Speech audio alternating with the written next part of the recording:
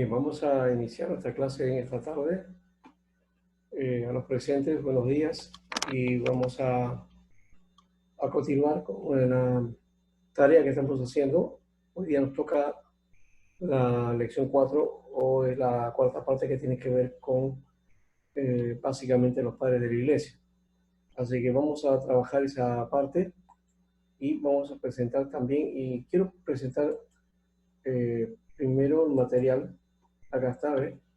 Esta cuarta semana, los padres antignósticos y padres alejandrinos. Vamos a hablar sobre este asunto, especialmente los padres apologistas, que tienen que ver con la cuestión de la doctrina y cómo usaron esto.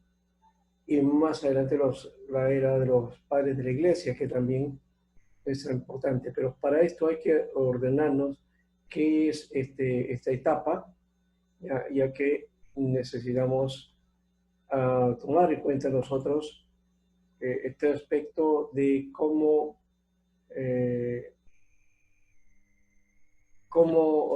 desarrollar esta parte que corresponde a los padres de la iglesia, ¿no? Esta parte y cómo ellos nos van desarrollando, nos dan lo que es la doctrina básicamente, y cómo desarrolla el cristianismo hasta nuestros días. Dijimos que el cristianismo empieza dentro del Oriente y luego se va desarrollando en el Occidente, y va a tomar la fuerza, va a tomar, digamos, el cuerpo que nos conocemos hoy día, el cuerpo tanto doctrinal como el aspecto corporativo, la iglesia, algunos elementos que tenemos hoy día que no estaban en el primer siglo. Por ejemplo, el aspecto de los locales. Más adelante, no solamente los locales, sino grandes edificaciones que se dieron en su comienzo, que luego se les comenzó a llamar catedrales o grandes templos. ¿Bien? Eso es una idea posterior, porque no es parte de la iglesia original, ¿ya? Y nosotros hemos heredado de alguna manera eso, y también hemos heredado un poco la idea, digamos, del concepto sinagogal, de reunión, y hacemos centralidad en el local. Eso es lo que tenemos hoy día y es parte de nuestra tradición, de alguna manera, que lo ponemos como valor bíblico, pero que la Biblia no destaca ni tampoco menciona, porque no hay en ninguna parte estos criterios, porque no existían, ¿no? Entonces hay que tomar en cuenta esa distancia también, para ver cómo la iglesia ha ido desarrollando, pero sobre todo cómo estos padres han influenciado y cómo ese pensamiento continúa hasta nuestros días, ¿no? Continúa en base a los credos que hemos mencionado ya, que trabajamos en su momento, ¿no?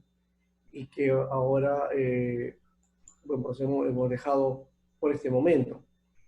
Ahora vamos a ir al otro elemento que creo que es importante. Es Carlos, que se está comunicando de nuevo. Estamos orando por él para que las cosas le vayan marchando bien, porque creo que es importante ese aspecto para él. Bien, entonces, dejando esto, vamos a ir a mostrar otro documento que quiero que ustedes vean. No es mío y es básicamente, a ver, déjenme buscarlo. Aquí está, ya lo encontré.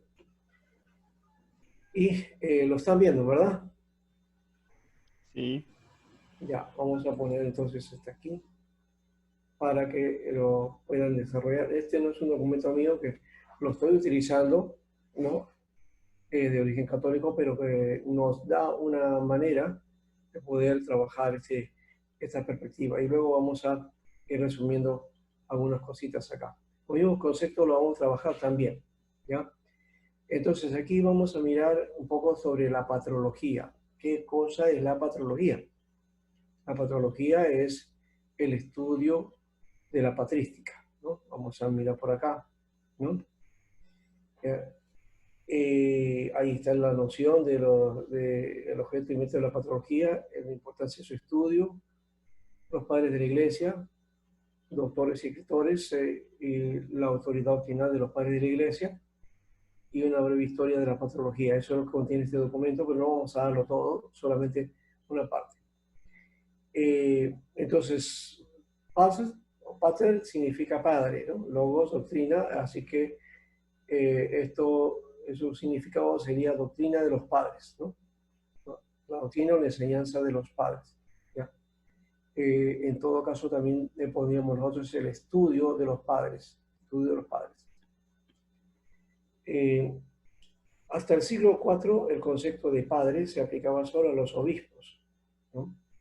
A partir del siglo V, también se le conoce a ministros como Jerónimo y a diáconos también, ¿no? Porque la diaconía tenía antiguamente un peso bastante fuerte. Hoy día tiene otro elemento, por lo menos dentro del mundo protestante, ¿no? Y en algunas tendencias protestantes, sí, el diácono también tiene un lugar, es un ministro ordenado y todo eso. Bueno, en cuanto a las ciencias que hay aquí, entonces sería la patrística, la historia de la literatura, básicamente, y la patrología, ¿no? La patrística tiene que ver con la perspectiva teológica y dogmática, ¿no? O sea, cómo se desarrolla toda esta perspectiva teológica, ¿no? Entonces ahí están los aspectos trinitarios, sobre la cuestión de la iglesia, sobre el pecado, la naturaleza del hombre, antropología que va desarrollando. En cuanto a la historia literaria, la perspectiva literaria es los documentos que tenemos o que salieron de la mano de ellos. Por ejemplo, hablando de uno de ellos, Ireneo, por ejemplo, uno trabajó lo que se llama Contra las herejías. Es un documento que es muy importante para él y que va a servirnos de todas maneras a nosotros para darnos una énfasis de qué era su lucha en ese tiempo, porque los padres de la iglesia surgen como padres, por lo menos en su segunda etapa, porque aparecieron las herejías, entonces aparecen como defensores de la fe. Entonces ellos atacan todo signo herético, toda doctrina que no fuera la correcta, y es de ahí donde surge también la necesidad de sistematizar la doctrina. Lo otro es, entonces, la propia patología, que es la perspectiva amplia de tipo histórico, y la patología, entonces, es estudio los padres de la iglesia, dijimos, ¿no? Que es la vida, obra y doctrina de los padres, ¿no? De esto vamos a ver un poquito, nosotros vamos a trabajar, ¿ya? Y vamos a mirar ese aspecto. Pero siguiendo esta secuencia de algunos conceptos, aquí está también tres términos que son parecidos pero no lo mismo. Patrística, que es la teología patrística, ¿no? La patología es historia y escrito de los padres, y la literatura primitiva o cristiana primitiva, que es la disciplina no teológica de la filología de los escritos antiguos. Ahí está Clemente de Roma y otros más, ¿no? Que han escrito y que están dentro de la patrística, y algunos documentos no son propiamente de ellos, sino no están considerados. Ya, entonces este es con respecto al asunto.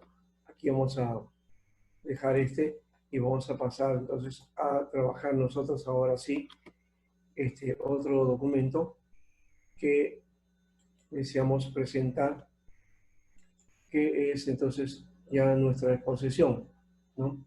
Vamos a ver por aquí donde se puso. Ya está, muy bien. Aquí está. Vamos entonces a entrar a la teología patrística y vamos a mirar aquí entonces ya lo que hemos esbozado lo vamos a mirar aquí en este orden. Primero, cómo encontramos el cristianismo primitivo, o lo que se conoce como paleocristianismo, que viene a ser el periodo el cristianismo que va desde su origen, es decir, hasta el año 30 más o menos, ¿no? Hasta el concilio de Nicea, que es el siglo IV, ¿no? 325 después de Cristo. Después tenemos la patrística en sí mismo, que vendría a ser entonces la fase de la historia de la organización y la teología cristiana, que es de ahí donde nosotros tratamos de beber lo que va a ser luego la doctrina cristiana. Abarca desde el fin del cristianismo primitivo con la consolidación del canon neotestamentario. Acá esta parte es importante también de notarla, porque nos da la literatura del Nuevo Testamento, ¿no? La literatura canónica. Y fue un proceso bastante largo y que termina, algunos dicen alrededor del siglo VIII, aunque propiamente la patrística, pero el canon, claro, el canon se definió hasta el siglo IV o V, ya teníamos un canon y podemos hablar de que la iglesia ya maneja un Nuevo Testamento a partir de ahí, ¿no? En el segundo siglo, primer siglo, no conocemos un material como Nuevo Testamento, no existía esa idea. Ya existían los libros, los documentos, existían los evangelios, las epístolas, ¿no? Pero no estaban condensadas, no estaban agrupadas en un solo documento como el que ahora tenemos y que se conoce como Nuevo Testamento. ¿Ya? Ese fue un proceso que la iglesia desarrolló. Desde esa perspectiva, algunos dicen que la iglesia entonces es la portadora y la que forja las escrituras, ¿no? Es la que determina. Pero determinó solamente con respecto al Nuevo Testamento, van verdades, no toda la Biblia. El Antiguo Testamento corresponde al mundo judío, al mundo hebreo, ¿no? Y hemos heredado ese documento tal cual es. En la Iglesia Católica existe más bien otro criterio y se van añadiendo otros documentos que fueron los documentos de la Septuaginta, que mencionamos en algún momento, la Septuaginta o la versión griega de los 70, que excluye estos documentos y que al ser traducido, y Jerónimo Estrobión lo utiliza y lo traduce al latín, entonces lo pasa a la iglesia y más adelante la iglesia va a hacer el canon de este documento también, los va a considerar y por eso es que la iglesia católica tiene una cantidad de libros que la Biblia protestante no la corresponde. Pero que eso es otra historia y que también de alguna manera vale también mencionarla, porque la iglesia protestante tuvo esa versión o de las Biblias hasta un tiempo, por lo menos estamos hablando de las versiones posteriores que fueron siendo traducidas a diferentes idiomas, la de castellano, por ejemplo, la Reina Valera se tradujo con estos documentos que aparecen en la Septuaginta, que fue en 1821, por ahí más o menos, ya que Luciano, el apellido se me va ahorita, ya, revisor de la Biblia, entonces quitó estos documentos y desde ahí la iglesia protestante de habla castellana no usa estos libros que llamamos nosotros apócrifos, ¿no? Porque ese es el nombre que viene desde la perspectiva protestante o las iglesias evangélicas propiamente, ¿no? Bueno, eso, si hay el tiempo, vamos a explicarlo en su momento. No era la idea tal vez trabajar documentos, ¿no? Eso es otro aspecto, pero sí tiene su fuerza porque también ayuda al asunto de la doctrina. Bien, lo tercero es sobre la patrología, que es parte de la historia de la teología cristiana que estudia el periodo comprendido entre los inicios del cristianismo y el siglo VII en Occidente y en el siglo VIII en el Oriente. O sea, son los 8 siglos que estudia esta patrología, entendiéndose todo, ¿no?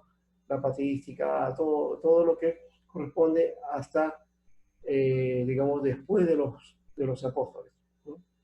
Los apóstoles murieron y entonces no delegaron a su poder o su autoridad a ninguno otro. Más bien, los discípulos de los apóstoles, ellos no quisieron considerarse o llamarse apóstoles y por lo tanto simplemente se los conoce como los padres apostólicos, ¿no? Estos discípulos de los apóstoles iniciaron entonces la patrística y la patrología también estudia esta parte también de ese periodo, por eso ahí está Policarpo, está Ireneo, está Tertuliano, bueno, está también hay uno, eh, bueno, ahorita se me va el nombre también de uno de los primeros mártires también, Justino Mártir, ¿no? Justino Mártir, que también es uno de los que van iniciando. Bueno, los padres de la iglesia, ese grupo de pastores y escritores eclesiásticos, obispos en su mayoría, de los primeros siglos del cristianismo, cuyo conjunto doctrinal es considerado fundamento de la fe y de la ortodoxia de la iglesia. ¿Se dan cuenta por qué es importante anunciar o conocer esta parte? ¿Por qué? Porque ellos nos dieron el fundamento de la fe, es decir, el conjunto doctrinal que ahora nosotros gozamos, que lo, digamos, vamos considerando, que le vamos dando, digamos, una orientación, una actualización, eh, vamos armándolo de acuerdo a nuestro contexto, ¿no? Pero que básicamente viene de ellos, ¿no? Entonces es importante eso y, por supuesto, considerar a estos hombres de la iglesia. Aquí entonces está en el orden, hay varias formas de poder clasificarlos. Están los padres de la iglesia primitiva, caen en estas tres categorías. Básicamente esas tres categorías, uno está en relación al concilio de Nicea del año 325, esta primera propuesta. Padres apostólicos, luego los padres antenicenos y los padres postnicenos. ¿Qué decimos con respecto a esta parte? Los apostólicos, ya dijimos quiénes eran los discípulos de los apóstoles. Después de esto, los padres antinicenos, que es, digamos, los que van a ir haciendo los defensores de la fe, que vendrían a ser más o menos los apologetas. Y aquí, antinicenos, algunos de estos eran contrarios a las propuestas de Nicea, ¿ya? O antes de Nicea, perdón, los padres antenicenos, es antes de Nicea, es básicamente eso. Son entonces estos padres que van a desarrollar entonces atacando las herejías. Los padres postnicenos son entonces los que continúan la parte de lo que es los padres apologetas o defensores de la fe, y más adelante los padres, o la época de oro propiamente, de los padres que es posterior a Nicea, ¿no? Entonces, Nicea viene a ser entonces un referente para conocer cómo se desarrollaron estos padres. Otra clasificación, aquí está, de acuerdo a la antigüedad, es entonces padres apostólicos. Esta me gusta mucho más. Padres apostólicos siglo I y II, padres apologistas siglo II y III, la de oro de los padres, el siglo IV hasta el siglo VIII. Esta parte de los padres de la iglesia, la edad de oro, está dividido en dos, en padres orientales o griegos y padres occidentales o latinos. Cuando hablamos de griegos y latinos, no es más que la referencia a la literatura o cómo hacían sus escritos, ¿no? Entonces los padres del oriente escribían en griego y todos sus documentos están en griego.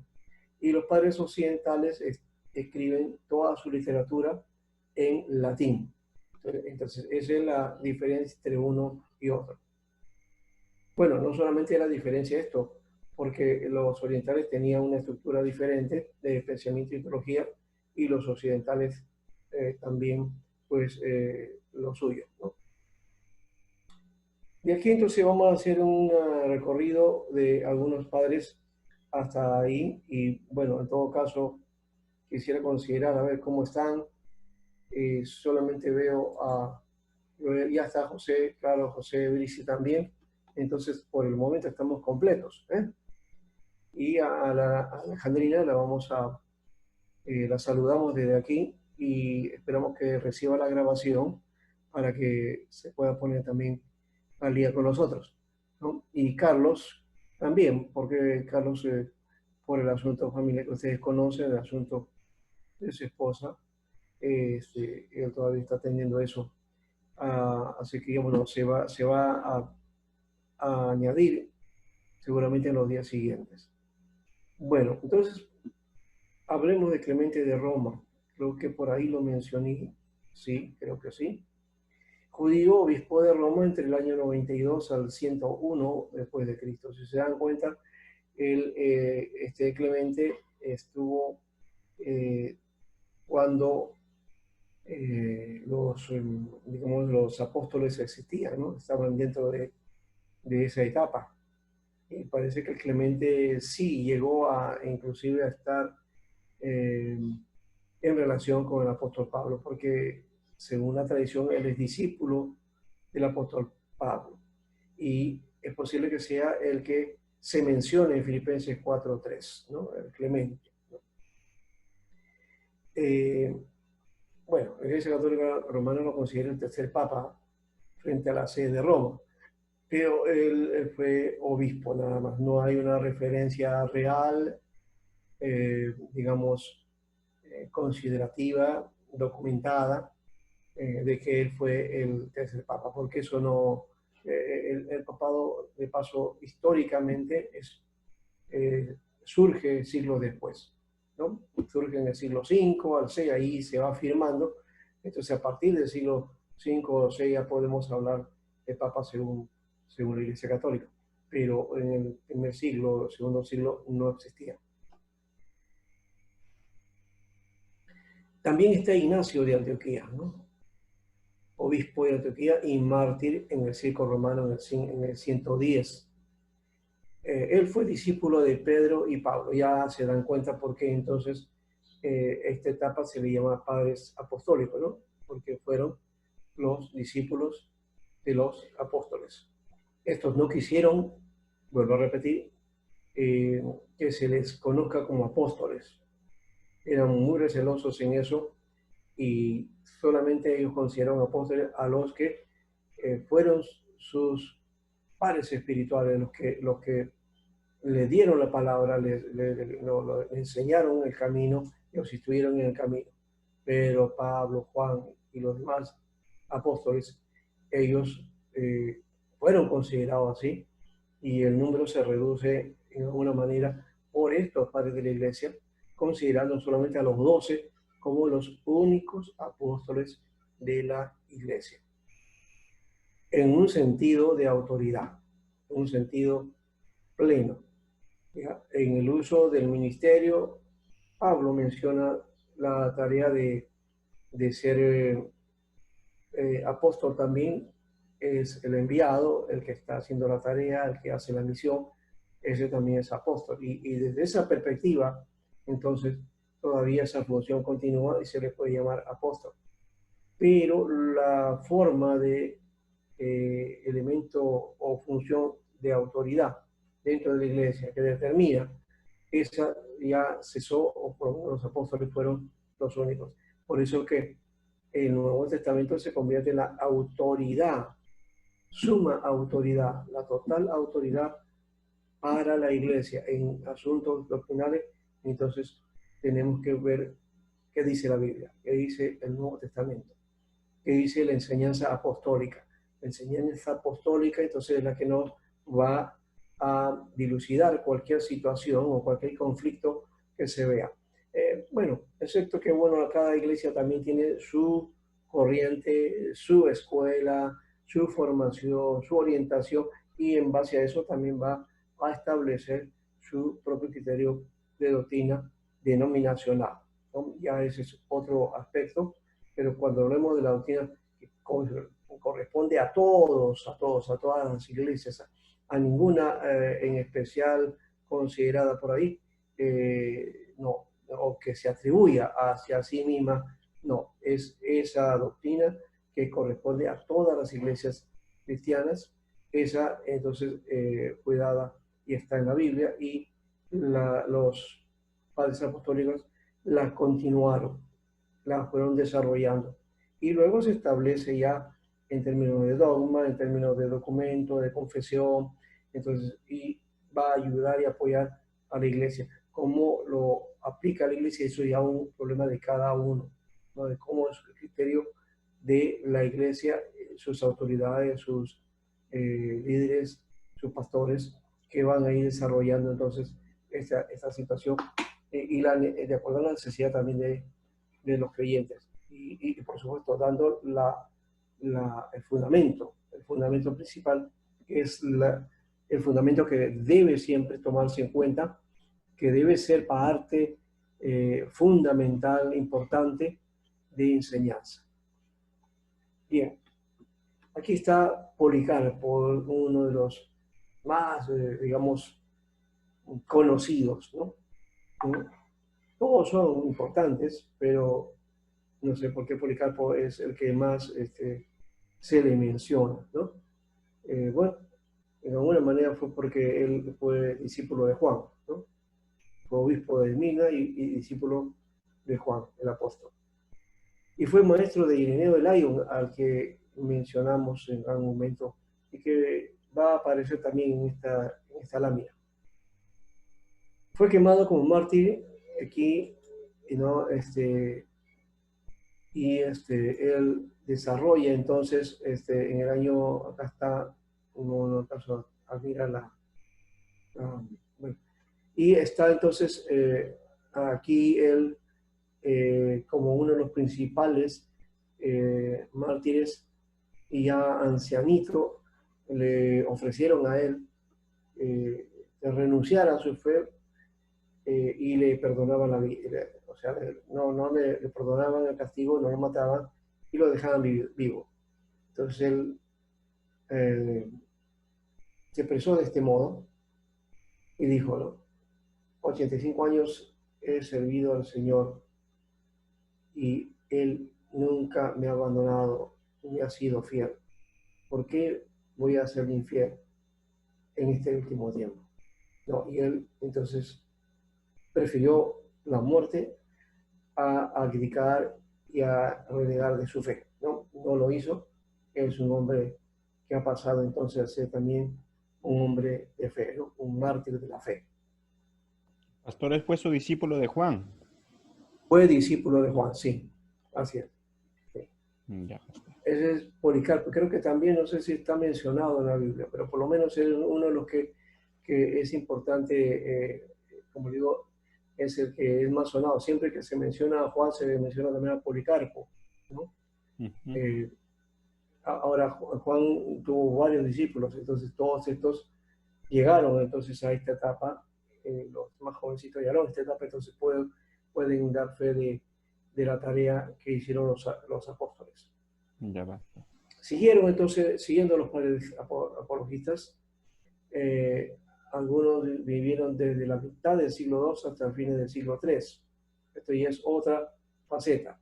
Aquí están los que fueron de la época, propiamente, yo le llamaría, esta etapa es bisagra, la etapa bisagra entre los apóstoles y los padres de la iglesia, ¿no?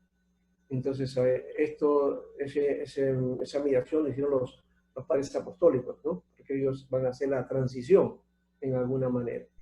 ¿Ya? A ellos se debe entonces que se preserve la fe y que va a pasar al siguiente grupo, ¿no? Que es los padres apologistas, que van a entrar a otra etapa, a otro momento y a una situación que la iglesia va a vivir que no vivió este grupo, aunque podríamos decir que sí lo vivió, pero en menor intensidad, ¿no? Estamos hablando de las doctrinas y herejías que había. Eso siempre hubo, o sea, de la época de Pablo ya habían las falsas enseñanzas, habían falsos maestros, ¿no? En la época de Juan también habían falsos maestros, él lo testifica en sus cartas, ¿no? Entonces, esta idea de enseñanzas falsas no era algo nuevo, pero sí los padres apologetas van a desarrollar una determinada, un rol importante para pulir cualquier doctrina que desde el primer siglo se había estado ahí desarrollando, germinando, ¿no? Y van a ir sacando o estirpando este tipo de enseñanzas y con esa extirpación también va dejando un sistema doctrinal, ¿no? Que nos va a servir para nuestros días, ¿no? Entonces, por eso es importante esta etapa.